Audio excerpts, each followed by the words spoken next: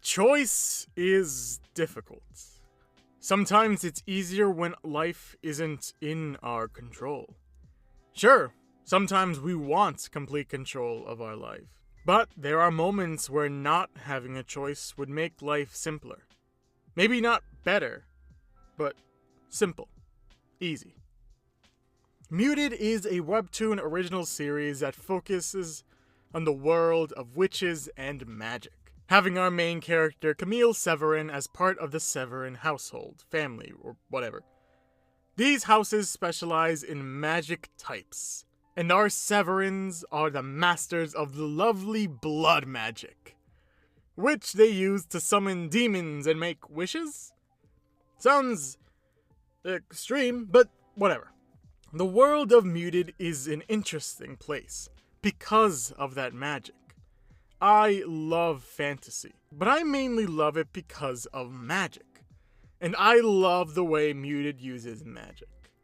Like I said before, there are households or families, or like bloodlines, that specialize in magic types. Our main character is a Severin, so she, her aunt, and her cousin all use blood magic. The Duprees seemingly use fire magic, and I just love how it looks like a firebolt in their hands. The Elios use, I think, like fortune-telling or like future sight magic, and therefore households and families that use them are often used as an expression of choice and often lack thereof. So before getting any further, I will be spoiling the first season of Muted, because it's the only season I've read so far, but it's still a very fascinating series that I will continue to read after I finish this script. Alright, with all that said and done, let's get into this. Like I said before, we follow our main character, Camille Severin, as a part of the Severin household that specializes in blood magic. I won't be showing a lot of blood, just in case, but it's still kind of important to the story. You see, blood magic is a weird kind of magic. Yes, it does involve blood, which can be freaky, however, it's more how the magic seems to work. The magic in Season 1 seems to work like typical magic, as it magically appears. However, with blood magic, they use blood to draw sigils. This magic requires sacrifice. Yeah, sure, drawing blood and then drawing with blood has gotta be painful. And drawing out too much blood can be problematic, as we see Camille faint after trying to draw a summoning circle twice. However, I meant more the rules. Unlike other types of magic, which I'll get into soon, blood magic requires precision and complete control. I don't want to say your feelings aren't important, but your feelings aren't that important when it comes to blood magic. All that matters are the rules, and while it can be difficult, especially that blood part, it's nice to have no choice in the matter. Just draw some things, say some words, and bang! Demon boys. However, we see that it's not as clear-cut for our main character. First things first, I wouldn't say her personal life is that stellar. Child of a gifted Severin witch, Camille is herself a talented witch. However, that's where life stopped giving her favors. An unfortunate fire caused her mother and her sister to pass away, and with her father already gone, Camille was left alone, scared, and confused. The only reason she lived was because she had a protection talisman, while her mother and her sister didn't wear theirs on that day. This eats away at Camille practically every day, as there's a voice in her head that constantly questions her life, constantly questions why she lives, why she didn't die, why she deserves to live over her mother and her sister. She lives with these thoughts. We see that right after the incident, Camille was empty, for lack of a better word. Once her burns had healed, she would barely speak. She didn't cry. She was empty. What a terrible pain for anyone to go through, let alone an 8-year-old. Camille was raised by her aunt Adelaide, and lived alongside her cousin, Aveline. And by raised, I mean more neglected and treated incredibly terrible by her aunt Athalie. Athalie is an incredibly different person from Camille's mother, Abrielle. Geez, there are so many A-names. Anyways, Abrielle was much more of a vibrant and exciting person. She was happy and loving to her children, and she was very open and accepting. However, Athalie is much more your traditional and rigid aunt, following every single rule to the T and without question, and expects everyone else to do the same, especially her daughter, Aveline, and her niece, our main character, Camille. It's easy to see that these two aren't happy. They don't really view her as a loving family member. Aveline and Camille are pressured to do good for the Severin household, to make sure they uphold their family name. And the pressure is on both of them. Aveline as Athalie's daughter, so she really gets pressured in that aspect. And Camille feels almost a debt to them, being her new family, and having them bring her in. Not to mention having a large legacy to fulfill, as her mother was apparently quite skilled when it comes to blood magic. But choice is even more important to Camille's actions.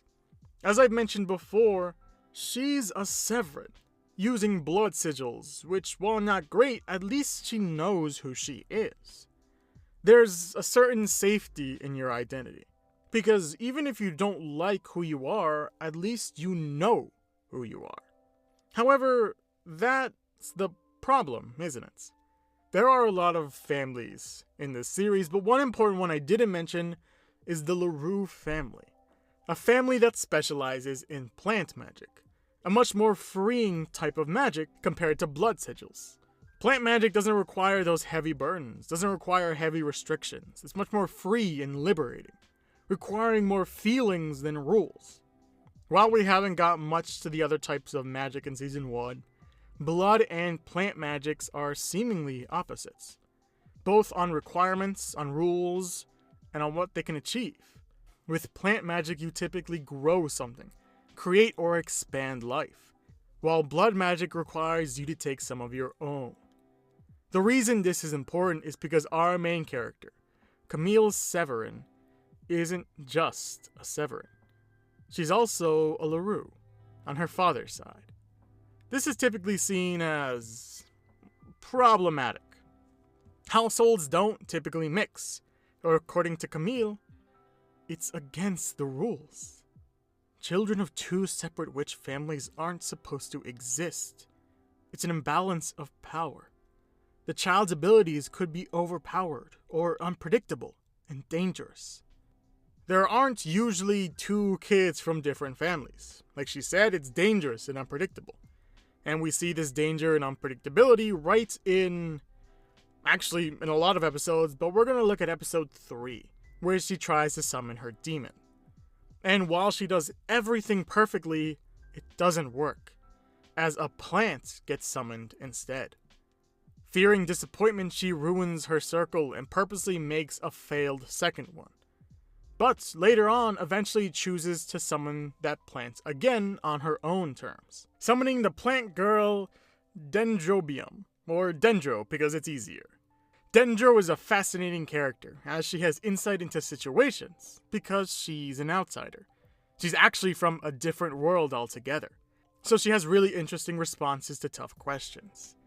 You see, Camille decides to stay where she is, staying away from her aunt, which is a great decision, choosing her own path, which is incredibly terrifying, but it's her choice.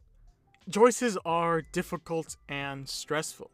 Sure, sometimes it's nice to have options, but if you've ever had to make a difficult choice, you know how scary it can be.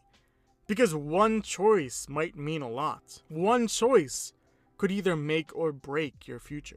Camille wants her cousin, someone who is like a sister to her, to be happier, to be free of responsibility, of how overbearing her aunt is, free of expectations, of stress, of worry. However, she's seemingly too late, as Aveline has been fully consumed by her mother's expectations, removing her dyed hair, focusing on adult responsibilities, Not to mention Aveline's being held hostage by her familiar, as her mother hurts it when Aveline acts out of line. The safe choice is to stay. The safe choice is to continue to live in misery, for any number of reasons. It's not going to make her happy, but it will keep her safe. And I really can't blame her for that. She's scared, she's hurt. And after Camille left, she was alone. She doesn't think she has a choice, but that's just it. She does. She always has a choice. We all do. And it's scary sometimes to stand up, to choose a better path. But you can. We all can. You always have people behind you. You will always have someone to help you out, someone to reach you. And even if you don't, you will find that person. All you have to do is make that choice. But that's all for today. So, like always, thank you for watching, and I hope I'll see you next week. Take care.